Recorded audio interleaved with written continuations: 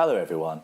In this video, we'll be discussing geographical indications. When a customer purchases a Swiss watch, Scotch whisky, Australian wool, or the famous Bega cheese, they have an expectation that the product is representative of the traditional quality and reputation of its geographical origin. Consequently, members of the World Trade Organization, under the Agreement on Trade-Related Aspects of Intellectual Property Rights, enacted geographical indications. Geographical indications are defined in Article 22.1 of the TRIPS Agreement as marks which identify a good as originating in the territory or region or locality in that territory where a given quality, reputation, or other characteristics of the good is essentially attributable to its geographical origin. Fundamentally, a geographical indication identifies goods as originating in a specific region, communicating to the consumer that the product is of the quality, reputation, and characteristics of their geographical origin. A geographical indication protects the product against third-party reproduction,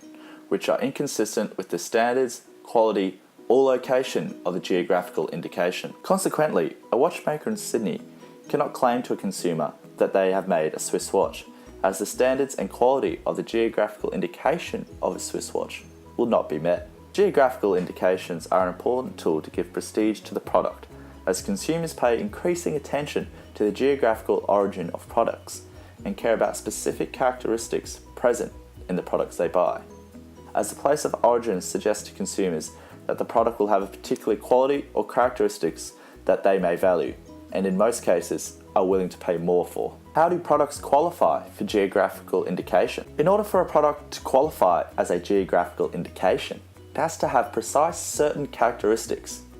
For instance, in the case of Australian wool, it is produced with a certain type of sheep, coming from a specific area and produced or cultivated in a certain way. Then the industry or sector, in this case the farmers, must agree jointly on what will define the standards and quality of their geographical indication. Then the standards of the geographical indication must be applied for recognition by the state. In Australia, geographical indications are regulated by specific legislation, certification trademarks, and consumer protection laws. Our example of Australian wool would be protected under geographical indication legislation if we were in Europe. However, Australia only has legislative geographical protection for wine and spirits. The use of geographical indications for wine and spirits is regulated by the Australian Wine and Brandy Corporation Act 1980. Under the Act, it is an offence if a seller, exporter or importer of wine sells, exports or imports it with a false description in relation to its geographical origin. Therefore, in Australia, we can call an olive a Kalamata olive, even if it does not originate from Kalamata, but we cannot call sparkling wine champagne unless it originates from the Champagne region in France. Geographical indications for goods other than wine may be registered as certification trademarks under the Trademarks Act 1995, much like ordinary trademarks. The purpose of the certification trademark is to indicate that a product or service is certified as having met a specific standard related to its geographical origin. Geographical indications are also protected under Section 18 of the Australian Consumer Law. The Australian Consumer Law protects geographical indications under the ambit of deceptive or misleading conduct.